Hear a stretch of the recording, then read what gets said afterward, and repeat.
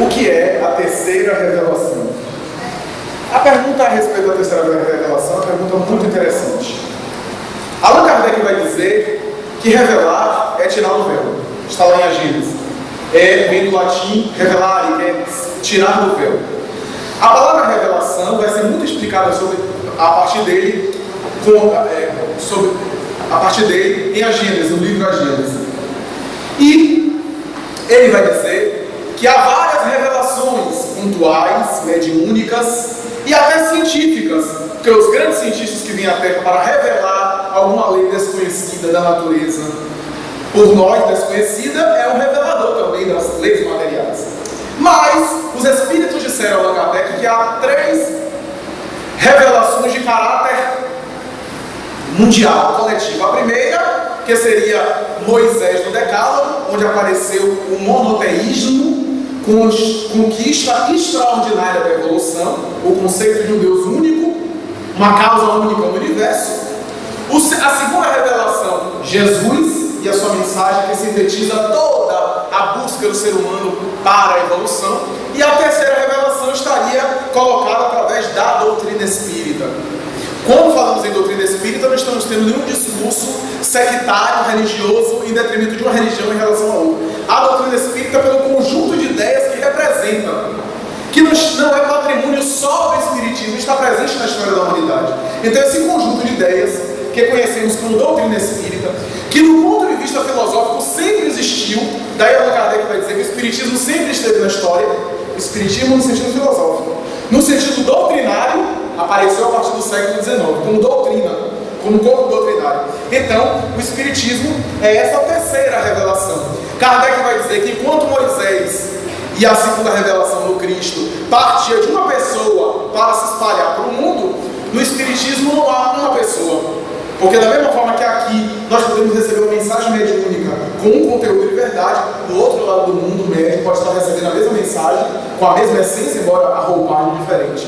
É o chamado controle universal do ensino dos espíritos, está na introdução do Evangelho segundo o Espiritismo. Então ele vai dizer que isso faz com que não haja autoridades humanas, pessoas humanas que têm o controle disso, porque os espíritos podem se comunicar onde queiram. E é por essa razão, diz Allan Kardec, que as ideias espíritas ganham uma velocidade, ganham um conhecimento muito maior. O cristianismo demorou 20 séculos e ainda não toma conta do mundo inteiro. O espiritismo não tem nem 200 anos e já é conhecido em boa parte do mundo. Não apenas pela facilidade das comunicações hoje, mas porque a mediunidade é patrimônio da humanidade. Chegou o momento em que as comunicações mediúnicas explodem aqui e acolá e chamam-nos a atenção para o cultivo da verdade. Então Allan Kardec vai dizer, enquanto Moisés e Jesus, as ideias partiram de uma pessoa para se espalhar para o resto do mundo, que demorou mais de alcançar o mundo inteiro, a doutrina espírita não tem um ponto específico. Os espíritos se comunicam. Daí nós temos, por exemplo, uma ideia que chega de um espírito através de um médium, que a partir desse momento é apenas a opinião do pessoal do espírito. O que acontece? Aquele espírito fala sobre uma coisa e vem outro médium que não conhece esse médium, em outro lugar, recebe a mesma informação. E outro médium, com vários espíritos. Então temos aí o controle universal.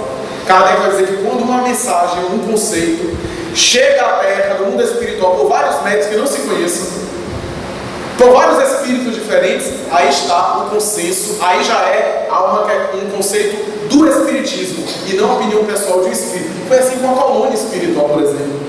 Inicialmente a colônia espiritual veio com André Luiz e outros médiuns, inclusive médiuns que não são espíritas, estrangeiros, receberam as mesmas ideias de cidades espirituais e assim outros conceitos. E a doutrina espírita vai evoluindo. E por isso é uma terceira revelação, porque tem a proposta de restaurar tudo aquilo que Jesus falou, agora numa linguagem mais acessível e através do fenômeno mediúnico.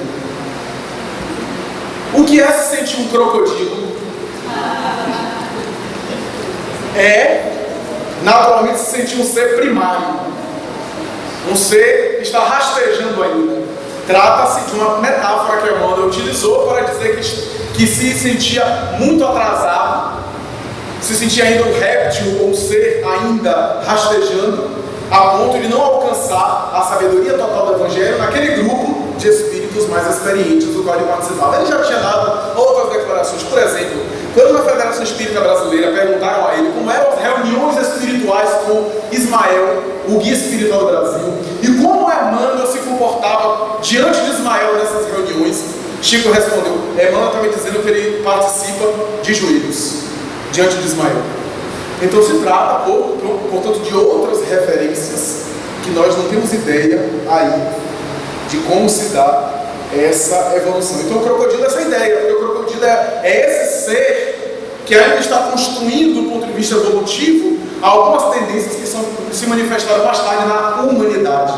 Aliás, segundo alguns estudiosos dos animais, é nessa fase do crocodilo que o princípio inteligente vai começar a ter uma relação mais gregária do ponto de vista social, ou seja, o cuidado com os filhos, com a prole, que começa normalmente nessas espécies e vai ser muito mais sofisticada nos macacos rezos, nos chimpanzés, onde há uma relação social mais gregária, diferente de outros animais que até os filhos procriam com os pais depois de determinados momentos, por conta de uma relação mais instintiva. É o princípio inteligente despontando aí a futura humanidade, como diz Emmanuel, nossos irmãos menores que um dia alcançarão a humanidade, que naturalmente são milênios de reencarnação e de elaboração do princípio inteligente. Emmanuel, inclusive, vai dizer que a nossa distância para um cachorro é a mesma distância que nós temos para um anjo, o ser angelical. Veja em que situação a gente está indo. Abre-se uma nova perspectiva, como o Senhor diz. Como os outros, Jesus, que habita o universo. Fale-me sobre isto, obrigado. Trata-se, portanto, de um espírito crístico que, de alguma forma, representa o máximo do planeta terrestre. Há outras entidades no nível dele, ou seja, que alcançaram a perfeição relativa à criatura. Kardec vai dizer isso: perfeito absoluto, só Deus. Mas há uma pureza, uma perfeição que a criatura pode alcançar, relativa a ela, que Kardec chamou de espírito puro. Há outros espíritos puros, crísticos, mas que nós não temos a ideia. Todos os missionários que reencarnaram na Terra foram enviados do próprio Jesus, foram auxiliares dele, antes e depois dele. Ele é o vértice, porque ele é o espírito puro por excelência que reencarnou nesse planeta. Mas é claro que há outros Cristos no universo, e cuja movimentação, cuja forma de viver, de sentir e de funcionar nos é totalmente inacessível. Nós não temos a ideia. Jesus representa para nós esses Cristos, como governador espiritual do nosso planeta, como há outros Cristos responsáveis por outras esferas.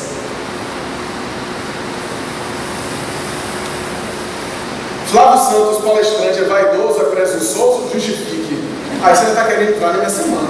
Na minha semana não, no meu mês. Depende do que chamamos. Como nós falamos, a autoestima, o querer estar bem, o querer estar apresentado, são aquilo que nós chamamos vulgarmente de vaidades humanas. Mas do ponto de vista espírita, não é essa vaidade que fala o Evangelho. A vaidade que fala o Evangelho é o ostentar, eu exibir, eu ser narcisista, eu ser presunçoso. Então há uma diferença entre autoestima e vaidade. A autoestima é um sentimento de viagem para dentro, de maneira a querer ser melhor, a querer o melhor para si, no sentido espiritual, no sentido evolutivo.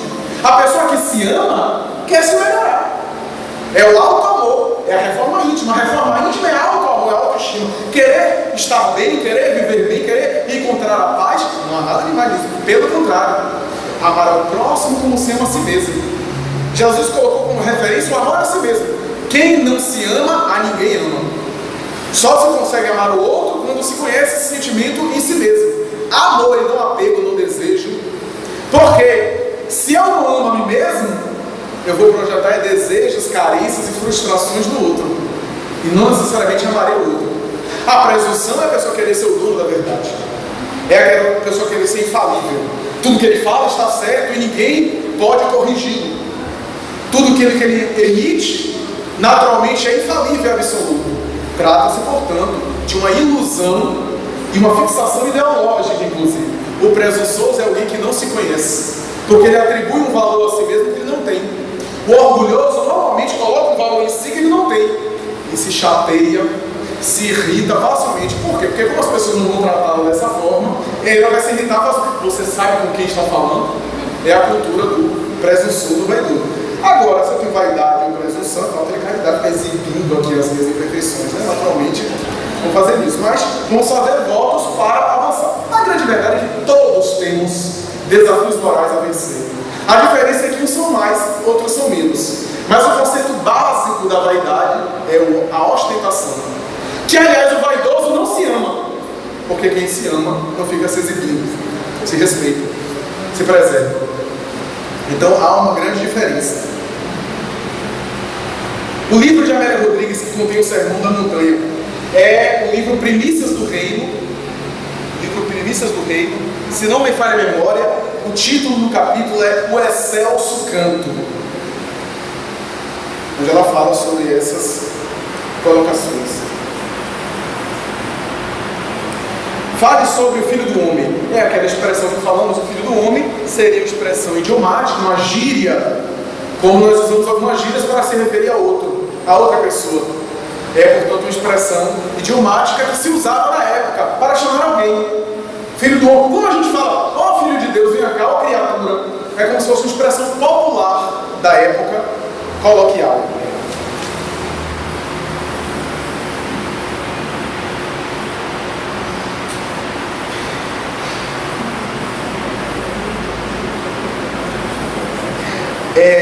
Ao ouvir a doutrinária de hoje, domingo, posso beber uma cerveja? Se eu sentir vontade, obviamente. Poder pode. Poder a gente pode muita coisa. Não sei se deve, porque é uma questão de consciência pessoal. O Espiritismo não tem uma colocação direta, uma colocação ostensiva a respeito de nada especificamente da vida privada. Porque como o Espiritismo não é uma doutrina dogmática, mas é válido. De repente, eu acho válida a questão, é o interesse sincero da pessoa entender. O Espiritismo não tem uma colocação específica de nada muito privado, porque como é uma religião dogmática, que estabelece regras específicas da conduta individual, da conduta privada, ele nos ensina o que é melhor para nós, dando-nos uma ideia geral daquilo que podemos fazer do bem e deixando-nos livres para a gente entender essa mensagem e executar e praticar de acordo com as nossas capacidades, os nossos limites, as nossas resistências. Ele não se adentra na vida privada de cada um para dizer como é que a pessoa vai lidar no cotidiano, nos detalhes. A consciência de cada um é que vai dizer. A nossa consciência é que vai dizer. Porque a doutrina espírita não é uma doutrina que impõe, é uma doutrina que expõe e procura esclarecer. Naturalmente que o álcool gera uma série de problemáticas. A princípio, nós podemos falar em termos eminentemente materiais, como as pesquisas têm apontado. A maioria das internações psiquiátricas são por conta do álcool, não são por conta de outras drogas. A maioria dos dramas domésticos de homicídio, de agressão, de lesão, de alteração de consciência, de liberação de comportamentos por baixo, os comportamentos mais agressivos e mais naturalmente transtornados, são por conta do álcool, que está quase por detrás de grandes tragédias, inclusive domésticas. O Espiritismo não tem uma expressão específica. André Luiz vai chegar a dizer, em Missionários da Luz, que ninguém vai condenar e vai dizer que a pessoa vai para um umbral porque, por exemplo, toma um aperitivo. E quando ele fala isso em Missionários da Luz, ele não está advogando a causa do álcool, porque ele sabia que há pessoas que não podem tomar no primeiro gole. Por exemplo, o alcoolismo é uma doença. O alcoólatra, ele não pode nem um gole. Por quê? Porque o problema do alcoolismo, o que caracteriza o alcoolismo é a ausência de controle sobre o consumo. O sonho do alcoólatra é chegar no final de semana e comer uma macarronada com a família e ficar apenas uma taça de vinho. Ele não consegue. Porque não tem controle sobre o consumo. Como não conhecemos as nossas tendências, não sabemos se vamos desenvolver aquele condicionamento, aquela dependência ou não. Então sempre é um risco.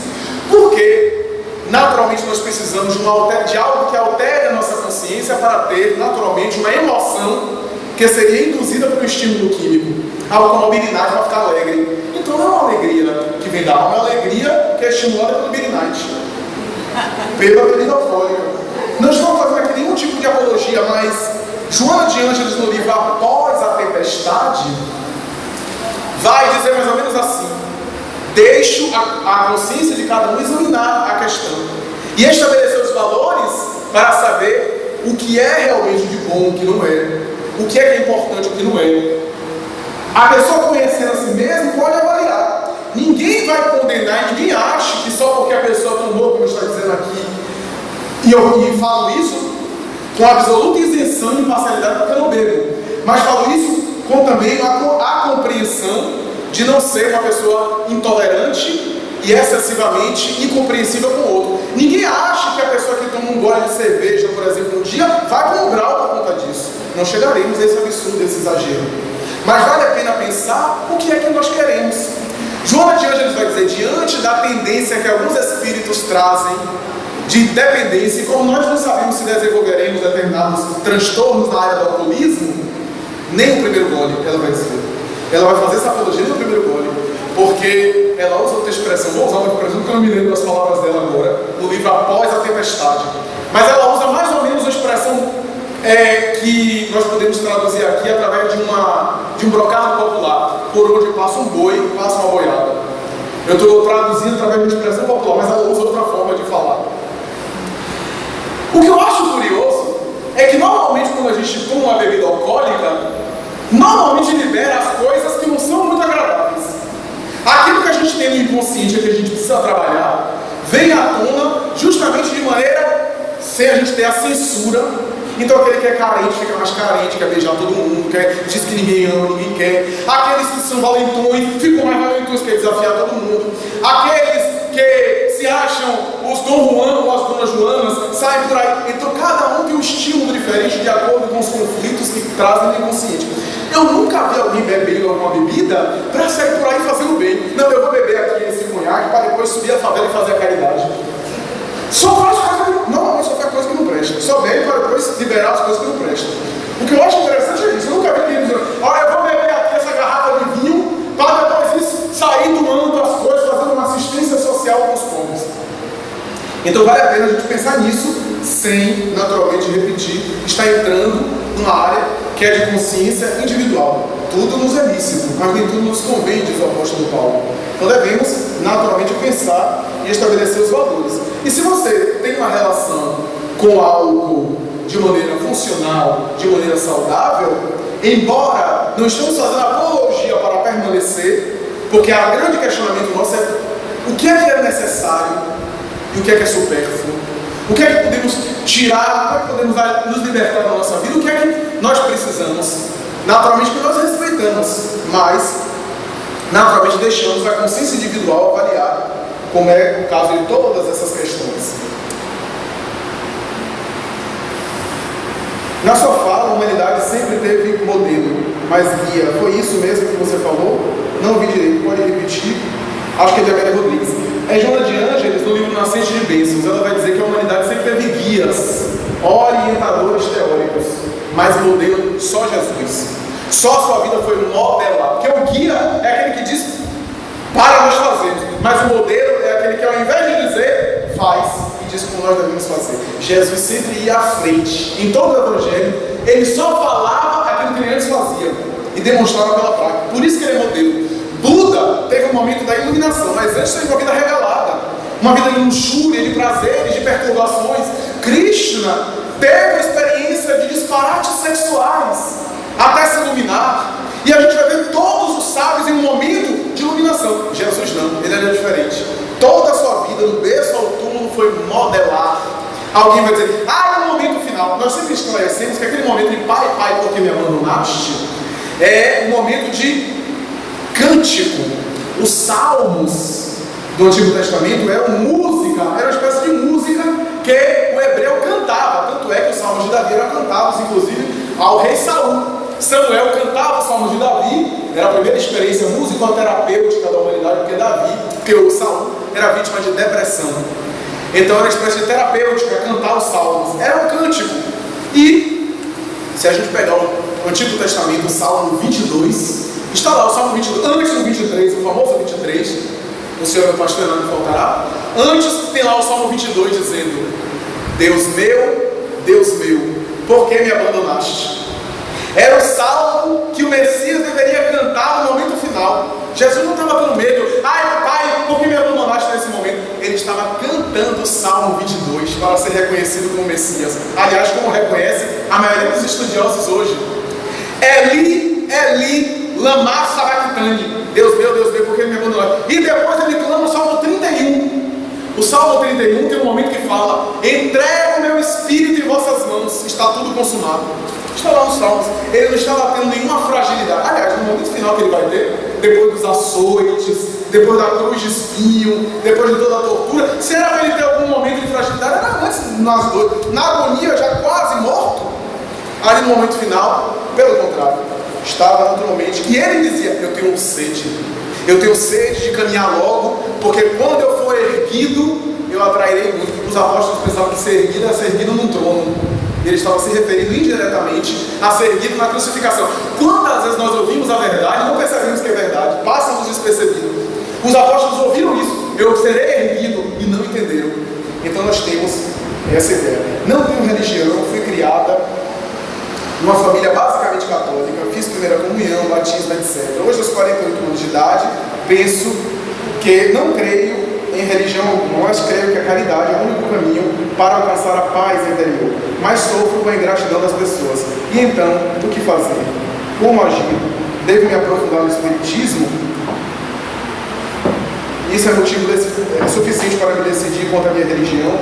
As religiões são ferramentas para que o indivíduo possa melhorar e alcançar o objetivo que é a sua plenitude.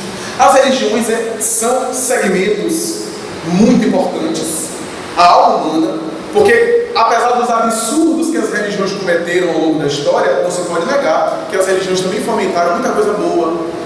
As religiões e os grandes religiosos, quando as pessoas falam, às vezes de maneira muito crítica em relação à Igreja Católica, apostólica romana, temos que considerar também uma época específica, onde as mentes da Idade Média, todas elas pensavam daquela forma.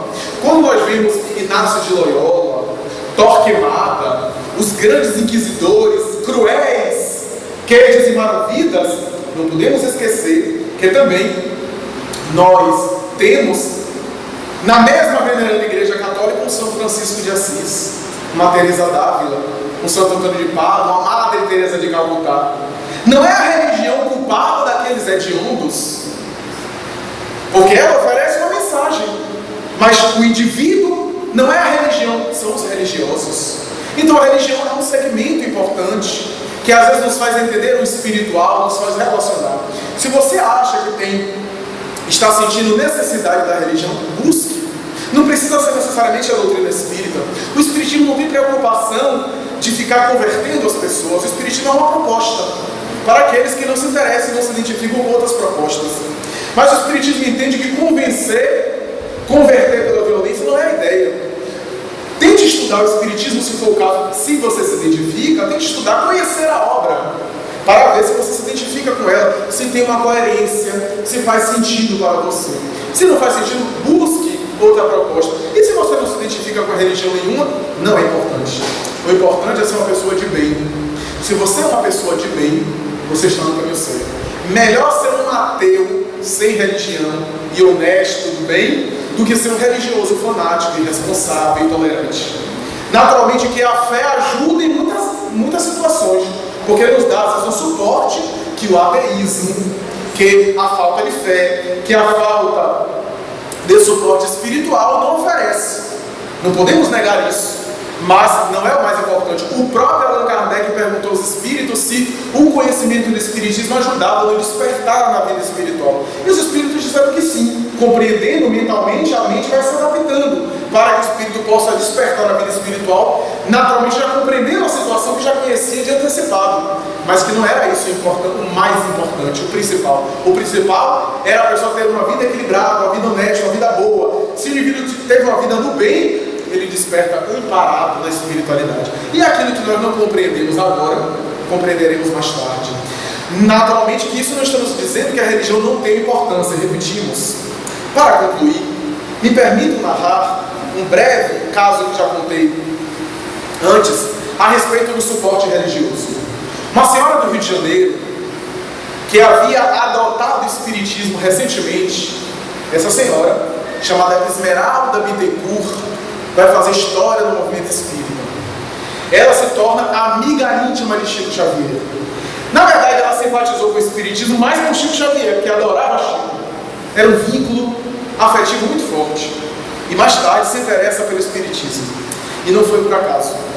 Não foi por acaso porque logo depois essa mulher vai ter das dores, as piores dores que um ser humano pode ter na terra. 6 filhos. Todos os 6 desencarnaram de maneira trágica e violenta. Inclusive um se suicidou. Cada ano era um filho. Era um acidente de carro, era um acidente no trabalho. Às vezes, antes de acontecer, Chico Xavier psicografou uma mensagem da sua filha, uma das primeiras que desencarnou, Agar. Nós conhecemos Agar, o espírito Agar, que aparece de vez em quando e se comunica em algumas mensagens, algumas obras de Chico Xavier. Era uma das filhas de Esmeralda Bittencourt, o espírito Agar. Ela voltava às vezes e antecipava, dizendo: mãe, é necessário se preparar, porque enfrentarás novos testemunhos. Foi abandonada pelo companheiro, pelo marido. Experimentou dores cruéis. 6 filhos, 6 desencarnaram de forma violenta. E Chico Xavier dando apoio, dando assistência. Essa mulher virou trabalhadora da doutrina espírita, dedicadíssima. Os filhos também.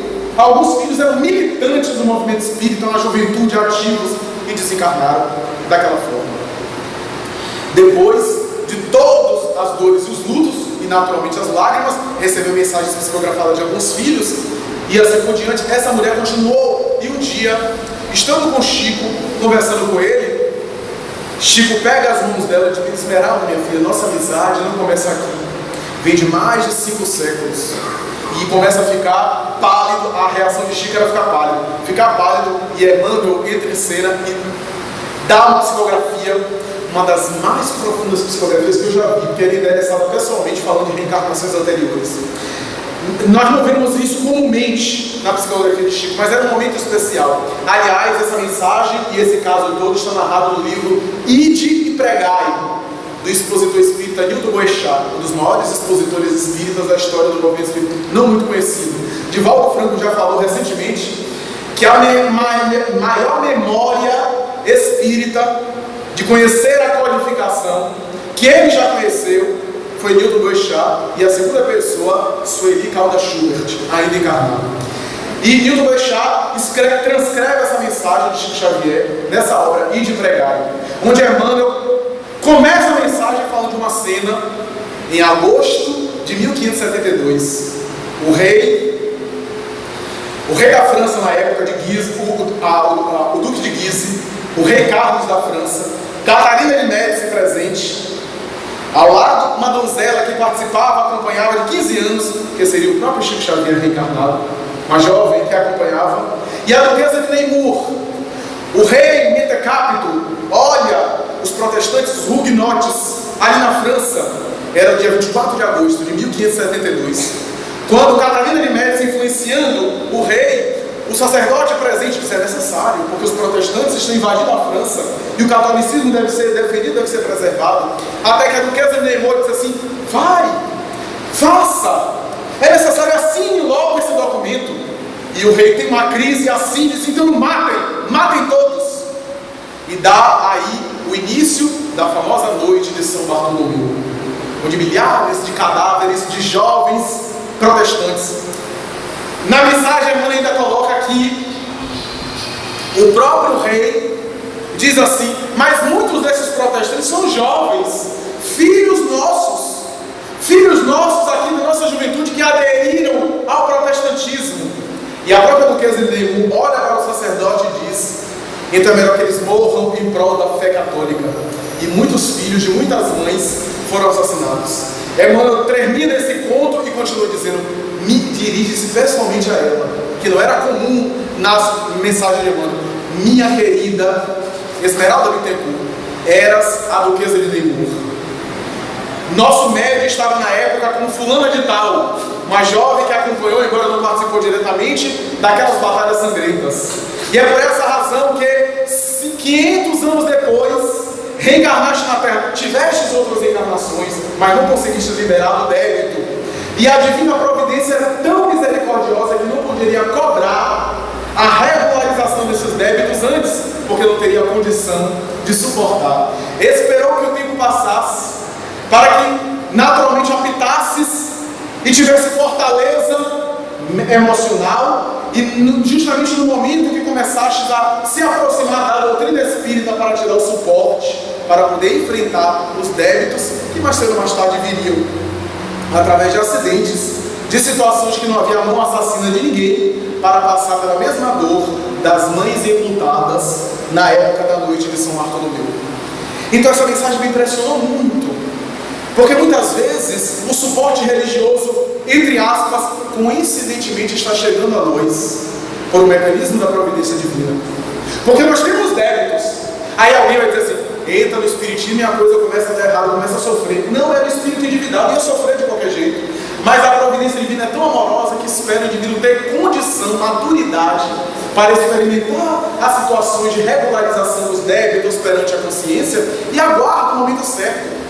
Então era um tumor que já estava em pululação e explodiu no momento certo, porque se fosse antes seria uma terapia muito mais agressiva.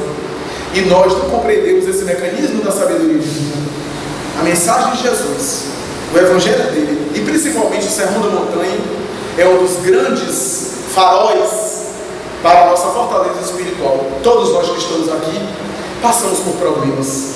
Quem de nós não tem dores íntimas, desafios domésticos? Esperança, confiar, permanecer no ideal, aqueles que abraçaram o ideal do bem, aqueles que estão em confusão, em conflito, em dúvidas, permaneçam naquilo que é dentro da proposta de Jesus, do bem, do amor, daquilo que não prejudica, não lesa ninguém. E o tempo se encarregará de dar talvez o alívio e a paz que agora nós não temos, que agora o coração sangrando não possui. E diante de crises e de desesperos, lê pelo menos uma frase do Sermão da Montanha. Todo dia, lê uma frase do Sermão da Montanha e far-nos-á muito bem essa mensagem de Jesus, porque é Jesus em nosso convívio. É Jesus conosco, vivendo conosco, atuando conosco. Muita paz, quero agradecer penhoradamente a nossa Esther, a professora Raimunda Gesteira aqui presente, em nome de quem também cumprimento e saúdo todas as pessoas que fizeram parte da organização desse seminário. Pedir desculpas por qualquer falhas que deve ter havido, tanto em correções quanto expressões talvez imprecisas, mas pedir desculpas principalmente se alguma colocação nossa agrediu, ofendeu a sensibilidade de alguém. Confessamos que não é de nossa intenção, não foi de nossa intenção agredir a sensibilidade, a suscetibilidade de ninguém. Se isso aconteceu, não foi consciente, não foi intencional. Às vezes damos ênfase em algum momento de algum assunto para, com objetivo didático, ensinar, para de alguma forma passar de maneira mais clara aquilo que nos vem à mente. Mas quero agradecer-vos penhoradamente e dizer que até a próxima, se Deus quiser.